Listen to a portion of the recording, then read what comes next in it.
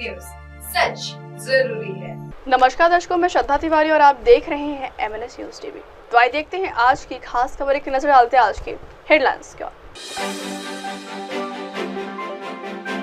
लड़की बहनों के साथ धोखा, किसानों को मिली मायूसी। अडानी के जेब भरने वाला बजट उड़ाव ठाकरे। महापुरुषों नेताओं को सरकार देगी सम्मान। तो आइए देखते हैं खबरें विस्तार से। लड़की बहनों के साथ धोखा, किसानों को मिली मायूसी। महाराष्ट्र की महायुति सरकार के उप मुख्यमंत्री एवं वित्त मंत्री अजित पवार द्वारा सोमवार को पेश किया गया बजट विपक्ष को रास नहीं आया।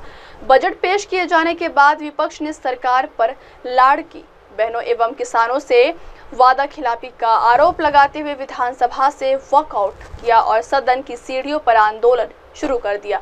विपक्ष के नेताओं ने बजट पर कई सवाल उठाए हैं। इस मौके पर पूर्व मुख्यमंत्री एवं शिवसेना प्रमुख उद्धव ठाकरे ने कहा कि सरकारी तिजोरी में पैसा नहीं है, इसलिए इस सरकार के संकल्प का भी कोई महत्व नहीं है। ठाकरे ने विधानसभा चुनाव के दौरान जारी किया महायुति का एक विज्ञापन दिखाते हुए कहा था, बड़े बड़े झांसे देकर महाराष्ट्र को कर्ज के दलदल में फंसा दिया।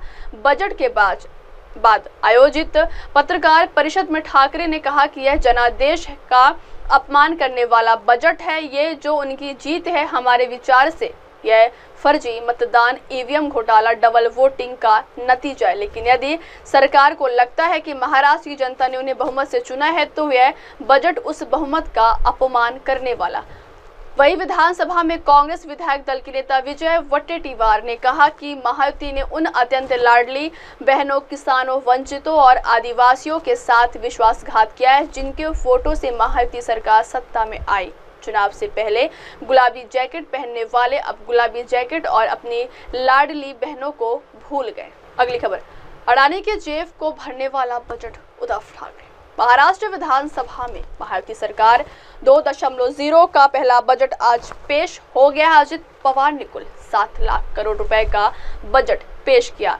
बजट पेश होने के बाद विपक्ष दल महायुति सरकार पर हमलावर है और बजट की आलोचना कर रहे हैं। शिवसेना के अध्यक्ष उद्धव ठाकरे ने सोमवार को महाराष्ट्र के बजट को पूरी तरह से बेकार करार दिया और महायुति सरकार पर कल्याणकारी वादों को पूरा नहीं करने का आरोप लगाया।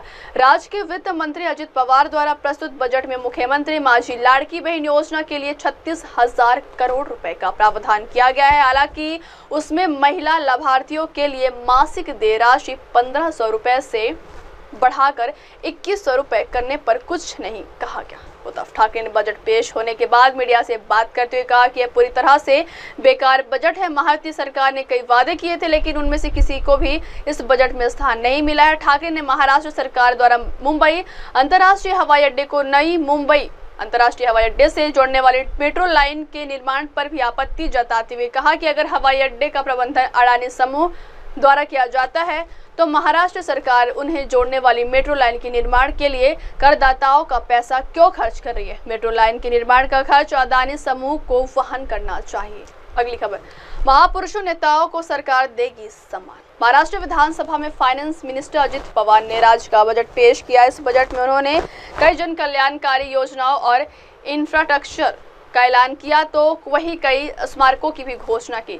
अजित पवार ने बजट में संभाजी महाराज के नाम पर स्मारक बनाने का ऐलान किया है। इसके अलावा इंदू मिल्स में बने अंबेडकर मेमोरियल का काम जल्दी ही पूरा करने का भी भरोसा दिया है। अजित पवार ने बताया कि संगमेश्वर में छत्रपति संभाजी महाराज का स्मारक बनाया जाएगा। इसके साथ ही बाला साहेब ठाकरे का भी भव्य स्मारक मुंबई में बड़ी लागत से बन रहा है। 2025 के इस बजट में इस स्मारक के दूसरे चरण के लिए ही 220 करोड़ रुपए की राशि आवंटित की गई। इसमें समझा जा सकता है कि कितना बजट स्मारकों के लिए आवंटित हुआ है।